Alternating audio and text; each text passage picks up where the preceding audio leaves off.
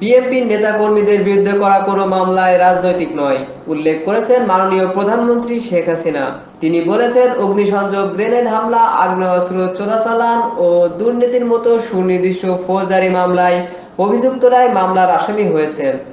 মাননীয় প্রধানমন্ত্রী ও আওয়ামী লীগ সভাপতি শেখ হাসিনা শুক্রবার সকালে তার সরকারি বাসভবন গণভবনে কৃষক লীগের কেন্দ্রীয় কমিটির সদস্যদের সঙ্গে মত বিনিময়কালে দেওয়া ভাষণে একথা বলেন।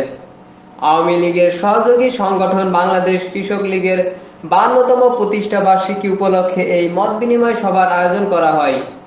বিএনপির নেতাদের বিরুদ্ধে মামলার প্রসঙ্গে প্রধানমন্ত্রী বলেন, আজ তারা সব জায়গায় কান্নাকাটি করে বলছে তাদের বিরুদ্ধে মামলা।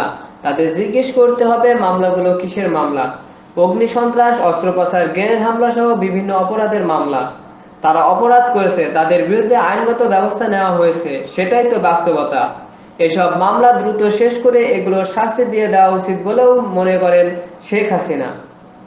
2013 ও 2014 সালের নির্বাচন বানচালের জন্য এবং পরবর্তী সময়ে বিএনপি জামাতের আগুন, সন্ত্রাস ও সহিংসতার প্রসঙ্গ টেনে আওয়ামী লীগ সভাপতি আরো বলেন, তারা 3800 গাড়ি পুড়িয়েছে, বাস, লঞ্চ ও রেল পুড়িয়েছে, তাদের বিরুদ্ধে মামলা হবে না তো কি হবে।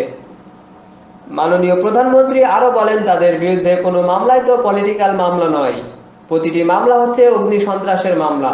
তারা মানুষ হত্যা করেছে আগুন দিয়ে, নির্বাচন ঠেকাতে গিয়ে তারা রেলে আগুন দিয়ে মা শিশুকে পুড়িয়ে মেরেছে। যারা এগুলো করলো তাদের বিরুদ্ধে কি মামলা হবে না?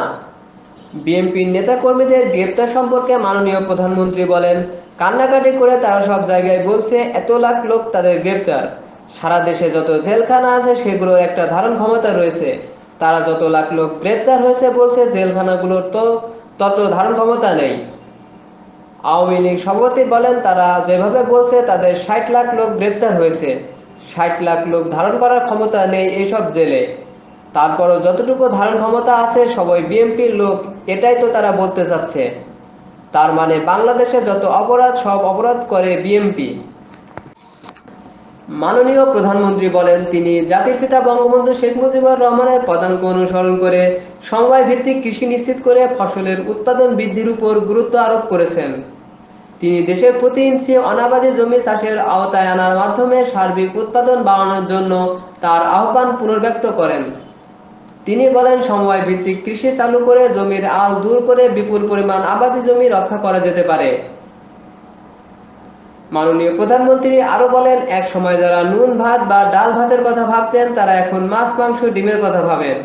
তাই যারা সরকারের সমালোচনা করেন তাদের বিবেচনা করেই সিদ্ধান্ত নেওয়া উচিত যে বাংলাদেশ উন্নত হয়েছে কিনা। কৃষক লীগের প্রতিষ্ঠা বার্ষিকী উপলক্ষে দলের কেন্দ্রীয় নেতাকর্মীদের নিয়ে প্রধানমন্ত্রী ও আওয়ামী লীগের সভাপতি শেখ হাসিনাকে শুভেচ্ছা জানান সংগঠনটির সভাপতি কৃষিবিদ সমীর চন্দ্র ও ভারপ্রাপ্ত সাধারণ সম্পাদক বিশ্বনাথ সরকার বিটু।